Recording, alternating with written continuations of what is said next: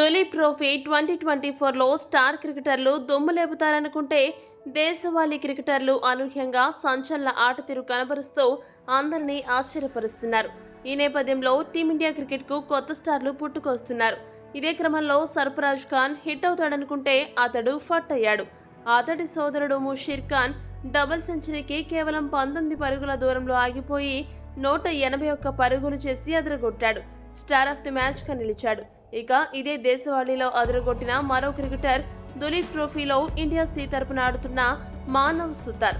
India C, India D జట్ల మధ్య జరిగిన మ్యాచ్ లో మానవ్ తన స్పిన్ మ్యాజిక్ తో చెలరేగిపోయాడు. ఒకే ఇన్నింగ్స్ లో ఏకంగా 7 వికెట్లతో సత్తా చాటి ప్రత్యర్థులకు వణుకు పుట్టించాడు. అది కూడా శ్రేయస్ అయ్యర్, దేవదత్ పడిక్కల్, అక్షర్ పటేల్ లాంటి టీమిండియాకు ఆడిన స్టార్ ఆటగాళ్లు కూడిన జట్టుపై ఈ అద్భుత ప్రదర్శన కనబరిచాడు. మొత్తంగా 19.1 ఓవర్లు బౌలింగ్ చేసిన ఇతగాడు 49 పరుగులు మాత్రమే ఇచ్చి 7 కీలక వికెట్లు పడగొట్టాడు. లెఫ్ట్ ఆర్మ్ స్పిన్నర్ అయిన మానవ్ సుతార్ ఇదే ప్రదర్శన తదుపరి మ్యాచ్ల్లో కూడా కనబరిస్తే టీమిండియాకు ఆడాలనే అతని కలను నిజం చేసుకోవచ్చు. టీమిండియాలో ప్రస్తుతం కుల్దీప్ యాదవ్ రూపంలో match winning left arm spinner ఉన్నాడు. కాబట్టి అతడికి ప్రత్యామ్నాయంగా 22 ఏళ్ల మానవ్ సుతార్ నిలవాలంటే అతడు ఇలాంటి మరిన్ని ప్రదర్శనలు ఇవ్వాల్సి ఉంటుంది. మరి ఈ మ్యాచ్లో మానవ్ సుతార్ బౌలింగ్ ప్రదర్శనపై మీ అభిప్రాయాన్ని కామెంట్ చేయండి.